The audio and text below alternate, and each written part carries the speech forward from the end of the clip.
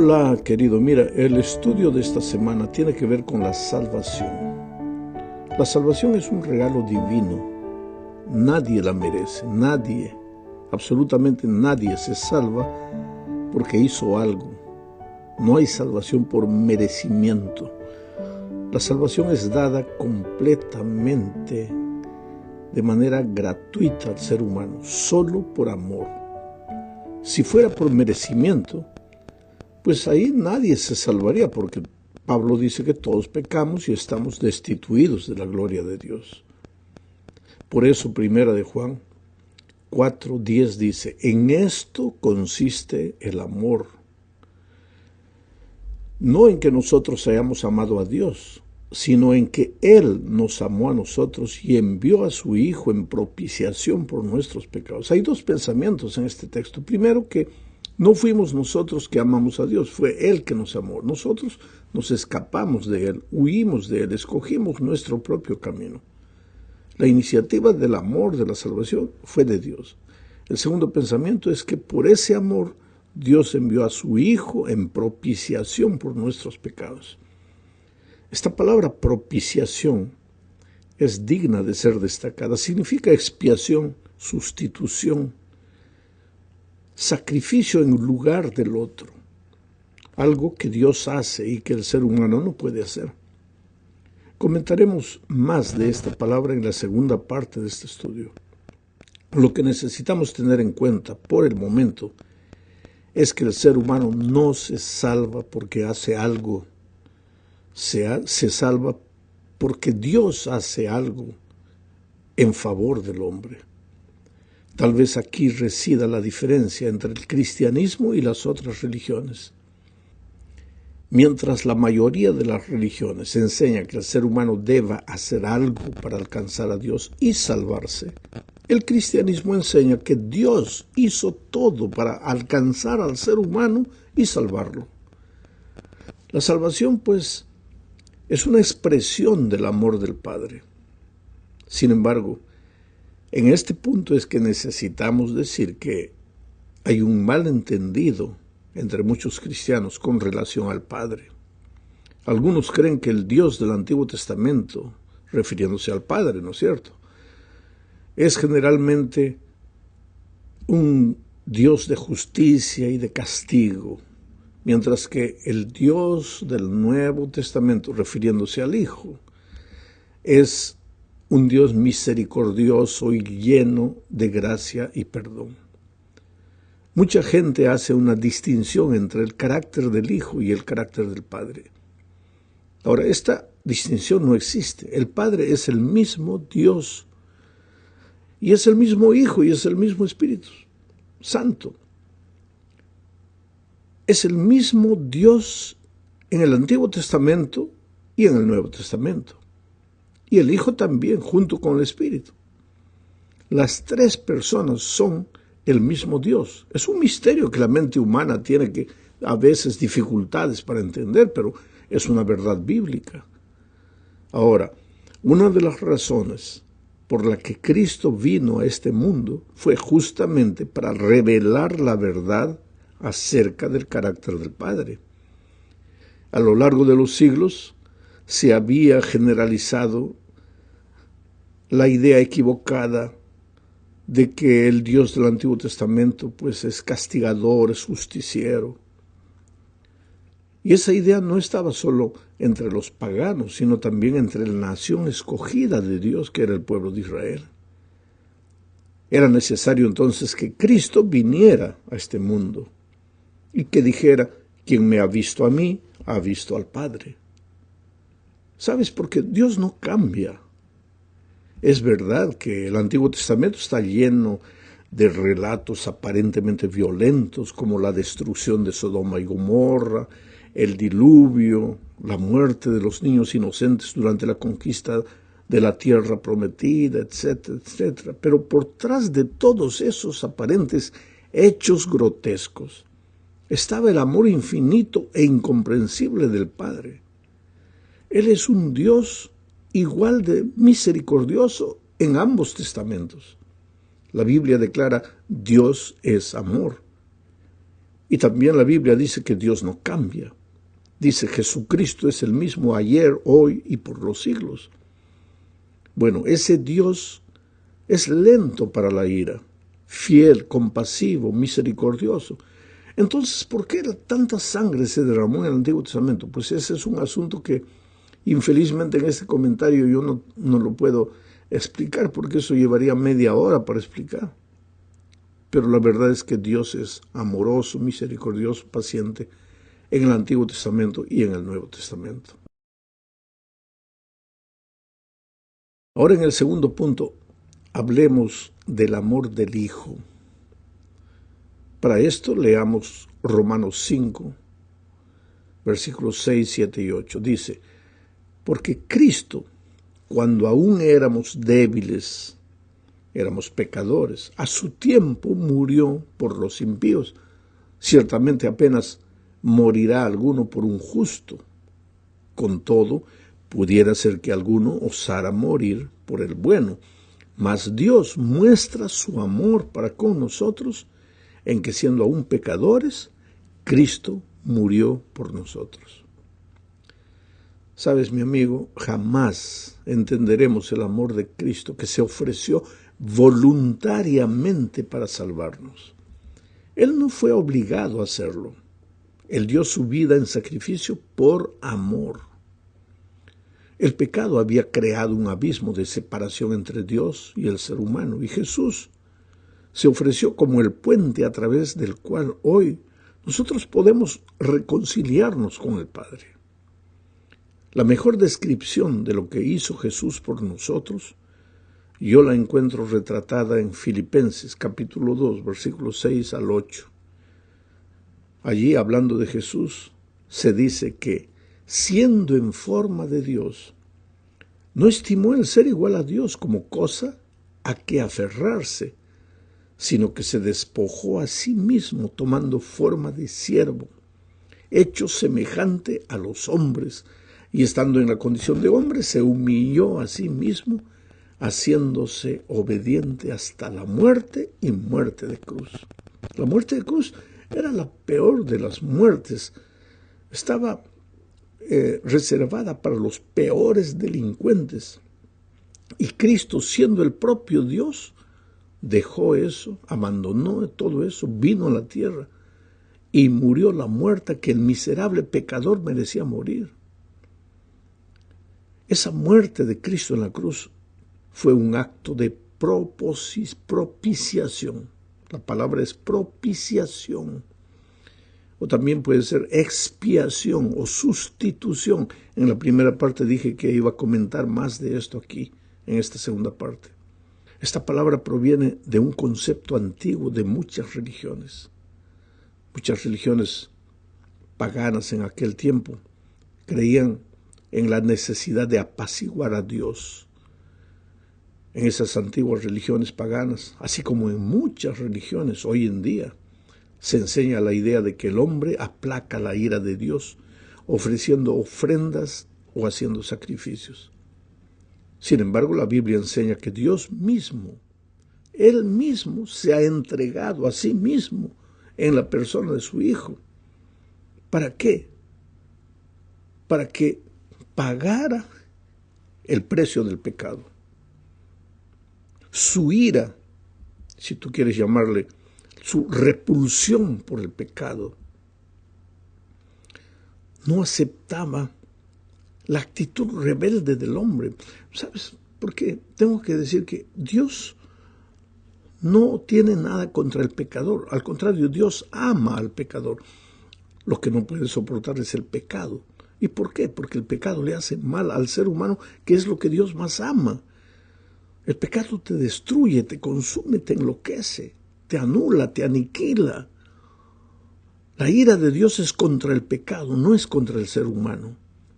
Pero infelizmente el ser humano escogió la muerte, pecó, y al pecar, ahora va a morir. No porque Dios quiere matarlo al hombre pecador, sino porque quiere Dios destruir el pecado, pero el pecador se ha agarrado del pecado de tal manera que el pecado pues lo va a matar. El pecado tiene que acabar. La ira de Dios es contra el pecado. El hombre pecador tenía que morir, Pablo dice, porque la paga del pecado es la muerte. Pero ahora viene el propio Dios, envía a su Hijo y muere por el hombre. Ahí está el amor de Dios.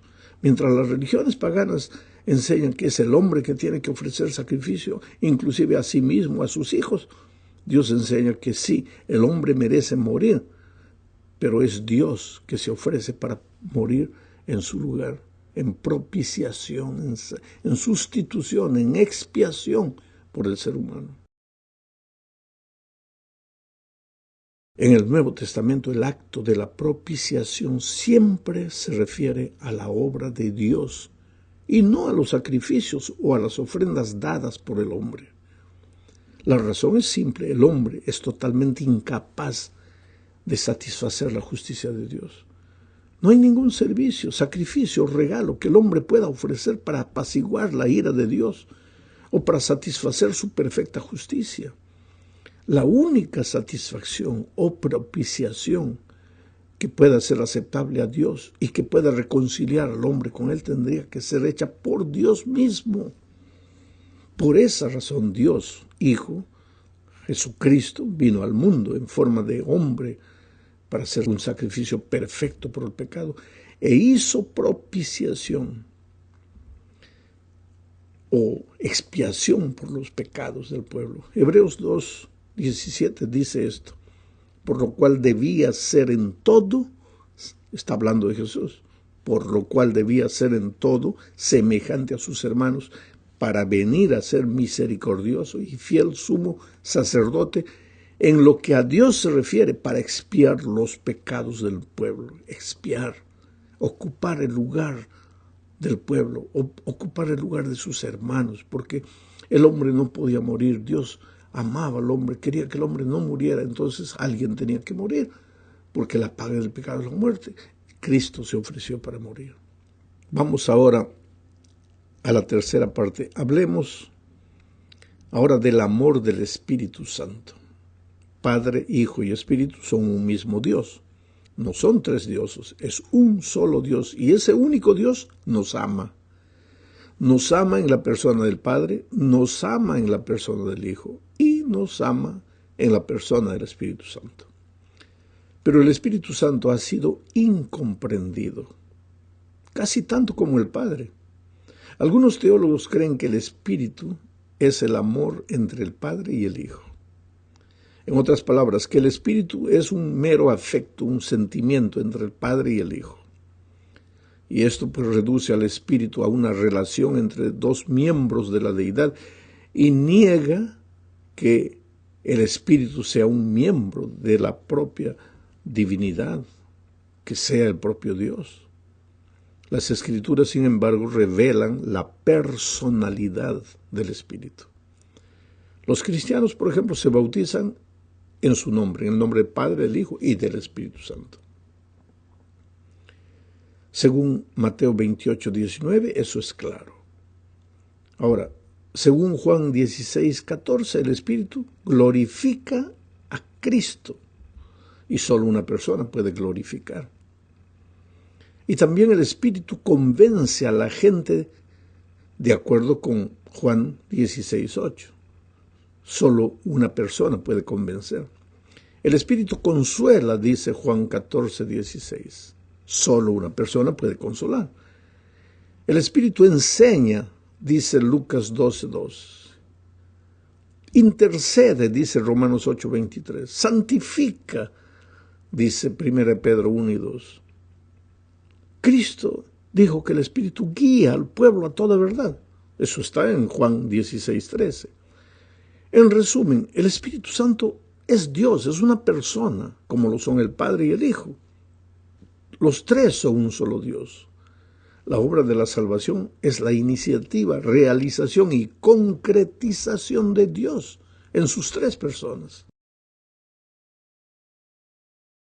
Vamos ahora a la cuarta parte de este estudio. Aquí veremos el resultado de ese amor infinito de Dios.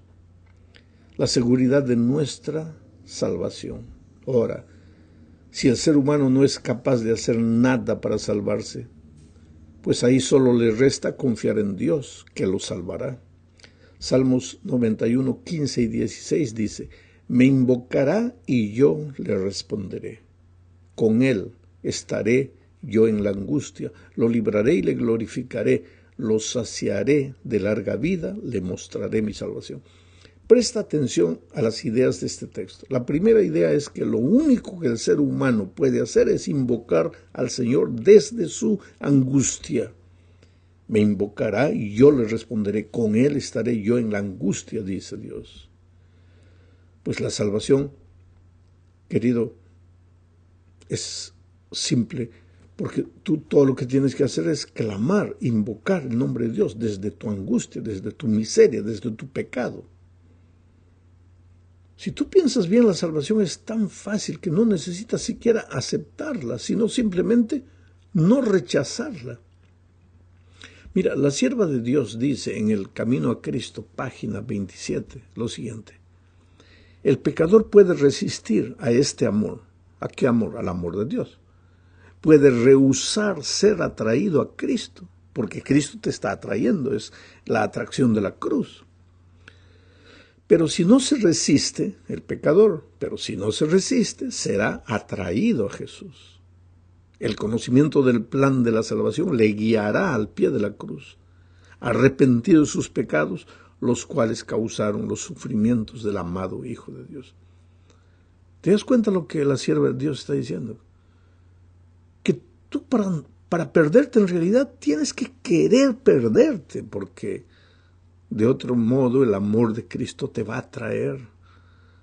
Al entender lo que Jesús hizo por ti en la cruz del Calvario, no tendrás otro camino sino venir a los pies de Jesús. La segunda idea del texto de Salmos que leímos es que la salvación le pertenece a Dios. Lo libraré, dice el Salmo, y le glorificaré, lo saciaré de larga vida, le mostraré mi salvación. De modo que no necesitas vivir angustiado pensando que para recibir la salvación necesitas aprobar un examen súper difícil. Si alguien desea que te salves, no eres tú, sino Jesús. Y Él ya hizo todo lo que era necesario hacer para salvarte. Pagó tu deuda en la cruz. Pecaste y el pecado merece la muerte, pues Cristo ya murió por ti.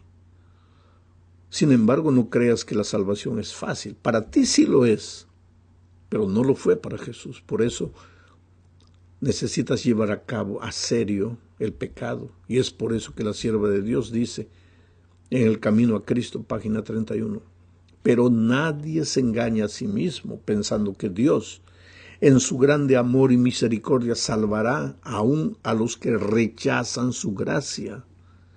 La excesiva corrupción del pecado puede medirse tan solo a la luz de la cruz. Cuando los hombres insisten en que Dios es demasiado bueno para desechar al pecador, miren al Calvario. Si Cristo cargó con la culpa del desobediente y sufrió en lugar del pecador, fue porque no había otra manera en que el hombre pudiera salvarse. Porque sin ese sacrificio era imposible que la familia humana escapase del poder contaminador del pecado y fuese restituida a la comunión con seres santos. Era imposible que volviese a participar de la vida espiritual. El amor, los sufrimientos y la muerte del Hijo de Dios, todo atestigua la terrible enormidad del pecado y prueba que no hay modo de escapar de su poder ni esperanza de una vida superior, sino mediante la sumisión del alma a Cristo. Es por eso que tienes que entregarte al Señor Jesucristo. Entregarte como estás. Ah, pastor, mi vida es una cosa terrible. Ve a Jesús, llévale tus cosas terribles, entrégate a Él. Llegamos al fin de este estudio hablando del Evangelio eterno. El Evangelio del tercer ángel de Apocalipsis 14 involucra el Evangelio eterno. El versículo 6 dice: vi volar en medio del cielo a otro ángel que tenía el Evangelio eterno para predicarlo a los moradores de la tierra, toda nación, tribu, lengua y pueblo. Yo te pregunto, ¿qué es el Evangelio eterno? El Evangelio es buena noticia. ¿Qué buena noticia? La buena noticia que tú no puedes, tú estás perdido, tú has pecado, tú mereces la muerte, pero Jesús ha muerto por ti. Ese es el Evangelio. Y esa buena nueva no comenzó en el Nuevo Testamento. En el Edén, cuando Adán y Eva pecaron, un cordero fue muerto y con su piel se preparó túnicas para cubrir la desnudez del hombre. Y desde ahí la sangre del cordero se derramó, hasta que finalmente la sangre del verdadero Cordero de Dios, que quita el pecado del mundo, se derramó a raudales en la cruz. Pero el Evangelio va más allá del Antiguo Testamento, más allá del jardín del Edén. Pablo dice en Efesios 1, 4 y 5, según nos escogió en él antes de la fundación del mundo. Mira, antes de la fundación del mundo ya existía el plan de la salvación. Según nos escogió en él antes de la fundación del mundo para que fuésemos santos y sin mancha delante de él, en amor, habiéndonos predestinado para ser adoptados hijos suyos por medio de Jesucristo, según el puro afecto de su voluntad. Por eso el Evangelio es eterno. Pero no confundas, querido. Predicar el Evangelio eterno no es asustar a la gente. No es agredir a otras iglesias. Predicar el Evangelio eterno es predicar a Cristo, lo que Jesús hizo por ti, lo que Jesús hizo para salvarte, lo que tú no puedes, lo que Jesús hizo para cambiar tu carácter, porque con ese carácter que tienes, a veces estás muy lejos de saber y entender lo que es el Evangelio eterno. Porque si hubieras aceptado la obra de Cristo en tu vida, hubieras aceptado la invitación de Jesús que dice, aprended de mí que soy manso y humilde de corazón. Ahí sí podrías predicar el Evangelio eterno, porque Jesús ha cambiado tu vida, te ha perdonado, ha muerto por ti y te ha hecho una nueva criatura y ahora estás reflejando su carácter. Y las personas al ver tu vida ven a Cristo y vienen a Jesús y se entregan a Él. Que Dios te bendiga ricamente.